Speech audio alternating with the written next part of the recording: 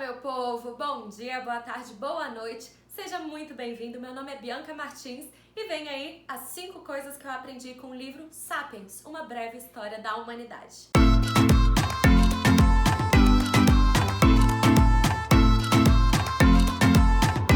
Número 1. De uma perspectiva biológica, tudo é natural. Tem até uma citação que eu achei muito legal, vou dar uma colada aqui. A biologia está disposta a tolerar um leque muito amplo de possibilidades. É a cultura que obriga as pessoas a concretizar algumas possibilidades e proíbe outras. O que isso significa? Que a história, da maneira com que ela aconteceu, em todos os aspectos, é apenas uma possibilidade dentre várias. E pensando justamente de uma maneira biológica, tudo é natural. Afinal, se existe, se aconteceu, é natural. Não existe nada na natureza que seja antinatural, justamente porque existe. A gente pode pensar em várias formas de organização da civilização, a gente pode pensar da maneira com que a gente se comunica, a maneira com que a gente tem relações intra e interpessoais, os conceitos que a gente tem, tudo isso é apenas uma possibilidade que se realizou em meio a tantas outras. Então o autor, Yuval Harari, ele pontua isso, que não existe nada antinatural e que tudo acontece apenas por casualidade, apenas por uma opcionalidade do destino. Número 2. Liberdade e igualdade não podem coexistir. Por quê? A natureza, ela não é igual, muito pelo contrário. Se a gente for pegar até em questão de animais, eles não são igualmente fortes ou igualmente rápidos ou qualquer outra característica, muito pelo contrário. Cada um tem o seu destaque, inclusive o ser humano, se for comparar, se a gente não pensasse, né, se a gente não tivesse essa autoconsciência, essa capacidade de planejamento, de futuro, nós seríamos lá embaixo na cadeia alimentar, né? Justamente porque não temos força, não temos velocidade, não temos uma visão muito boa, não temos uma audição muito boa, nada demais. Então a natureza em si, ela não é igual, não existe igualdade. A igualdade, ela precisa ser imposta de alguma forma, por alguém, por alguma sociedade, por algum grupo. E a partir do momento que você impõe uma igualdade, você retira a liberdade da equação. Então as duas, elas não conseguem coexistir. É um assunto muito delicado, mas espero que tenha feito sentido que igualdade e liberdade não conseguem estar na mesma frase. Número 3. Dinheiro é o que une o mundo inteiro. Independente de classificações, de capitalismo, de socialismo ou de qualquer ismo, existe um fato inegável. O dinheiro é o que uniu vários povos. Independente de credo, independente de religião, independente de nacionalidade, independente de gênero, independente de qualquer coisa. Porque existe uma certa convertibilidade e uma confiança universal. Calma, vou explicar o que significa isso. A convertibilidade é simplesmente o fato de que existe uma convenção de que não importa onde você esteja, você vai conseguir usar o dinheiro como uma forma de trocar bens ou serviços. Ou ativos também, pode ser ativos financeiros. Então existe essa certa convertibilidade, tá? Lógico que a gente tem as nossas moedas, cada país tem o seu, mas elas são conversíveis. Você consegue trocar o real pelo dólar, pelo euro, você consegue fazer essa troca.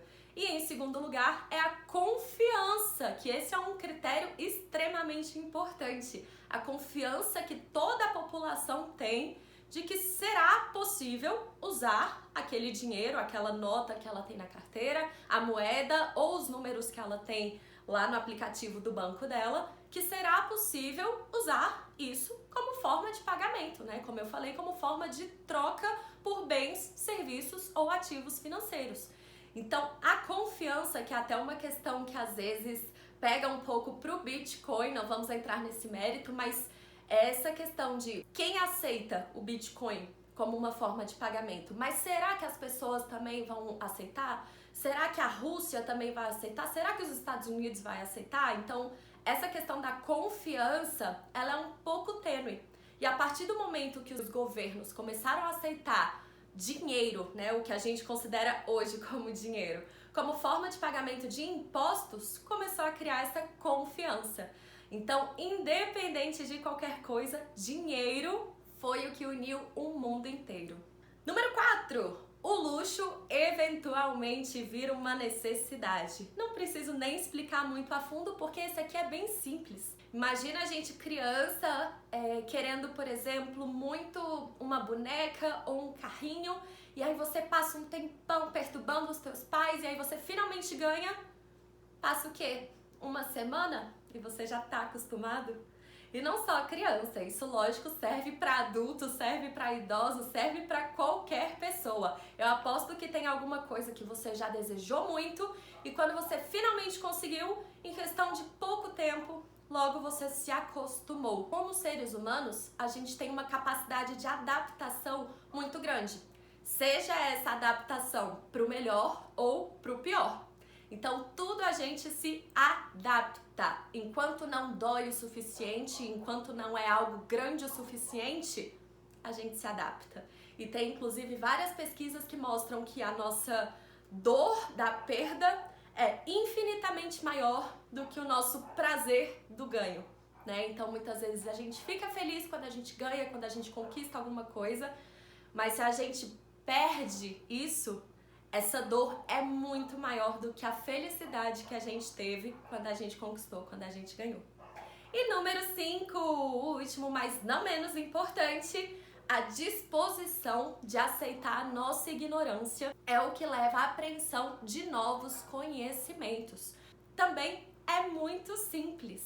O que isso significa? A partir do momento que a gente aceita que a gente não sabe de tudo, a gente consegue ir atrás de informação.